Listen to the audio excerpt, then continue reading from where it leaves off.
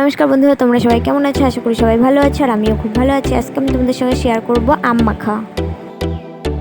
আজ থেকে দুটো আম পেড়ে নিলাম, আমটাকে ভালো করে ছুলিয়ে নিলাম, তারপর আমটাকে গ্রেট করে নেব।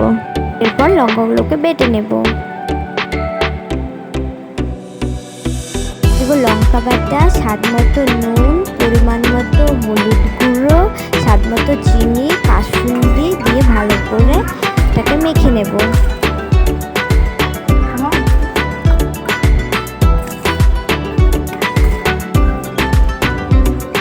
এই আম মাখাটা নাও তো, খেয়ে বলো তো কেমন হয়েছে। কি টেস্টি, দারুণ দারুণ। এই গরমে আম মাখা কার না ভালো লাগে।